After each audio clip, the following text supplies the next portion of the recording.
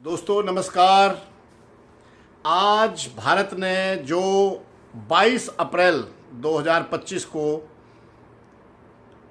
पहलगाम में आतंकवादी हमला किया था और 26 निर्दोष लोगों को मौत के घाट उतार दिया था, आज भारत ने ऑपरेशन सिंदूर के जरिए पाकिस्तान में 9 जगह पर अटैक करके उसका एक तरह से फेस 1 कंप्लीट किया है। और मैं बता दूं आपको कि जैसे मोहम्मद का हेडक्वार्टर बहावलपुर में तहस नहस कर दिया गया है, मसूद अजहर के 14 फैमिली मेंबर्स इसके अंदर मारे हुए बताए जाते हैं। और सबसे बड़ी बात इस ऑपरेशन की ये रही कि इस ऑपरेशन के अंदर 9 टारगेट सेलेक्ट किए गए थे, जिनके अंदर 5 टारगेट पीओके में थे और 4 टारगेट वो पंजाब, पाकिस्तान के पंजाब के अंदर थे। और 9 के 9 टारगेट हिट हुए। वहाँ पे जो डिज़ायर्ड रिजल्ट चाहिए था, जो हमें ऑपरेशन से चाहिए था, वो मिला। जैसा कि आपने प्रेस ब्रीफिंग में देखा कि प्रेस ब्रीफिंग भी 2 महिला अधिकारियों ने की। उसके अंदर कर्नल सोफिया कुरैशी थी और विंग कमांडर योमिका सिंह, दोनों ने प्रेस कॉन्फ्रेंस की और ऑपरेशन का नाम भी सिंदूर रखा गया, क्योंकि इन आतंकवादियों ने हमारी बहन बेटियों का सिंदूर उजाड़ा था। उसी लाइन को रखते हुए, एक महिला सशक्तिकरण को रखते हुए, महिलाओं का कॉन्फिडेंस ऊपर रखते हुए इसका नाम ऑपरेशन सिंदूर रखा गया। और लेडी ऑफिसर्स जो कि एक कर्नल के रैंक पे हैं, एक विंग कमांडर के रैंक पे हैं, उनको प्रेस ब्रीफिंग देने के लिए गवर्नमेंट ने आगे किया। आप देखिए कि इंटरनेशनल कम्युनिटी से भी हमें बहुत अच्छी रेस्पॉन्स आ रही है और अमेरिका ने, इजराइल ने बहुत अच्छी हमारी सपोर्ट की है। जो उनके स्टेटमेंट्स आए हैं, इवन यूनाइटेड नेशंस के जो सेक्रेटरी हैं, उनका जो स्टेटमेंट आया है, that is in favour of the India. आप देखिए कि international community is with India. 15 दिन लगे इस स्ट्राइक को प्लान करने में। मैंने पहले वीडियो में भी बोला था कि 15-20 दिन से लेकर के 1 महीना तक भी लग सकता है। हालांकि हमारे देशवासियों का सब्र का बांध टूटता जा रहा था और लोग ये चाहते थे कि हमारी डिफेंस फोर्सेस जल्दी से इसका बदला लें। और ये बदला रात को 1:05 पे लिया गया। और वहाँ की जो टारगेट्स थे, जहाँ तक बिलावल मस्जिद थी, उसको तहस-नहस किया गया। जैसे मोहम्मद के हेडक्वार्टर को तहस-नहस किया गया। लश्कर तोयबा के ट्रेनिंग कैंप उड़ाए गए। और सबसे बड़ी बात यह रही कि पिछली बार कुछ लोगों ने प्रूफ मांगा था बालाकोट का। इस बार जब प्रेस ब्रीफिंग दी गई तो उसके अंदर टारगेट की पहले क्या पोजीशन थी, क्या किस तरह की उसकी वीडियो थी या पिक्चर थी, और टारगेट हिट करने के बाद में, अटैक होने के बाद में उसका क्या हाल हुआ, वो पूरे देश को, पूरे दुनिया को हमारी प्रेस ब्रीफिंग के अंदर दिखाया गया, जिससे कि किसी को डाउट ना हो कि अटैक कहाँ हुआ, कैसे हुआ, किस चीज़ के ऊपर हुआ। पाकिस्तान के किसी भी मिलिट्री एसेट्स के ऊपर या सिविलियन एरिया के ऊपर अटैक नहीं किया गया। वो इंटरनेशनल कम्युनिटी ने बहुत सराहा है। और जहाँ जहाँ पे ये आतंकवाद की फैक्ट्रियाँ चल रही थी, सेलेक्टिव टारगेट्स के ऊपर अटैक किया गया, उनको ध्वस्त किया गया। और हो सकता है अगर पाकिस्तान रिटेलिएट करता है, अगर पाकिस्तान ने रिटेलिएट किया तो इंडिया पार्ट 2 इसका कैरी आउट करेगी।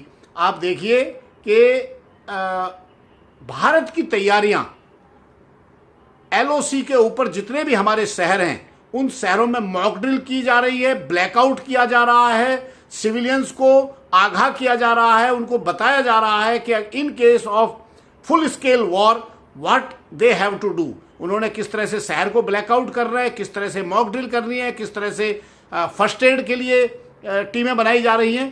तो भारत एक तरह से फुल स्केल वॉर की तैयारी के लिए है, तैयार कर रहा है। ये हो रही है ग्राउंड पे, चाहे डिफेंस फोर्सेस की हों, चाहे वार से पहले की नेवल एक्सरसाइजेज हो अरेबियन सी में, एयरफोर्स की एक्सरसाइजेज हो, कॉम्बैट एक्सरसाइजेज हो, चाहे कॉम्बैट कैपेबिलिटी को बढ़ाने की बात हो, वो सारे के सारे मेजर्स लिए जा रहे हैं।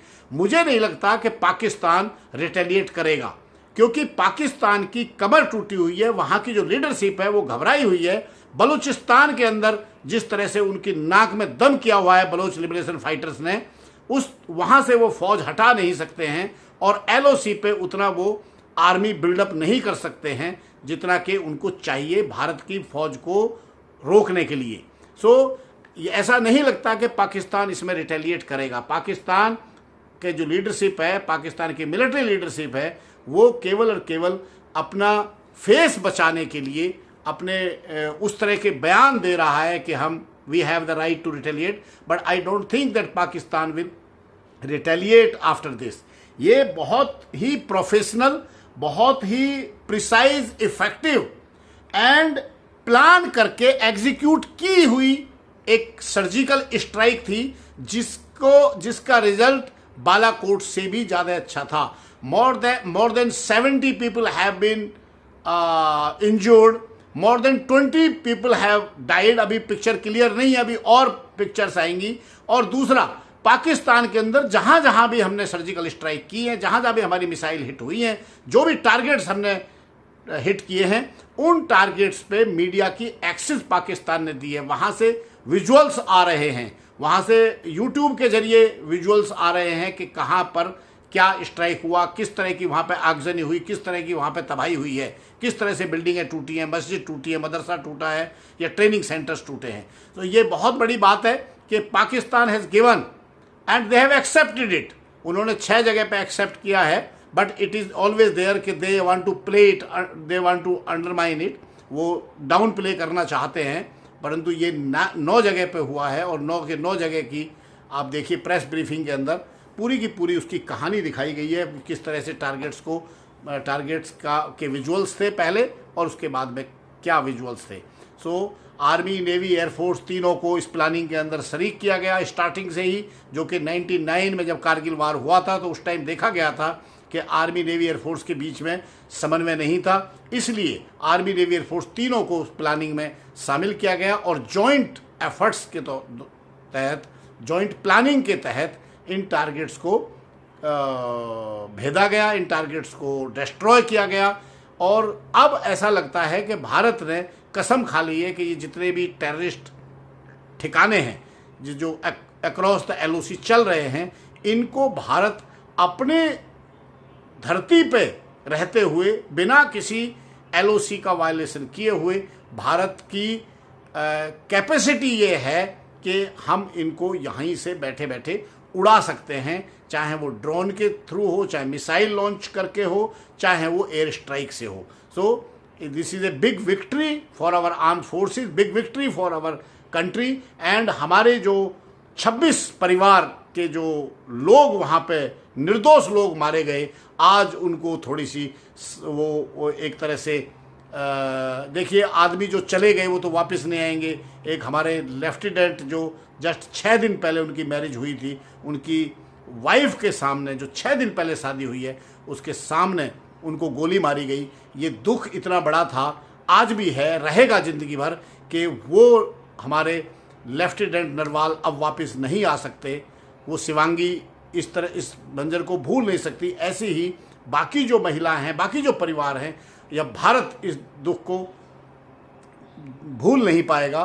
परंतु ये जरूर है कि हम, ऐसा नहीं हो सकता कि कोई भी आए और किसी तरह का भी कृत्य यहाँ करे और चला जाए और उसके बाद उसको सज़ा ना मिले। भारत ने जो इसको सज़ा दी है, और मैं रिक्वेस्ट करूँगा नरेंद्र मोदी जी से कि आप एक तो जिस तरह के भी ये एफर्ट्स चल रहे हैं, army, navy, air force, defence forces कर रही हैं, सिविलियंस को भी, बॉर्डर एरियाज़ को भी हमने आगाह कर दिया है, मॉक ड्रिल्स हो रही हैं, सारी चीज़ें हो रही हैं।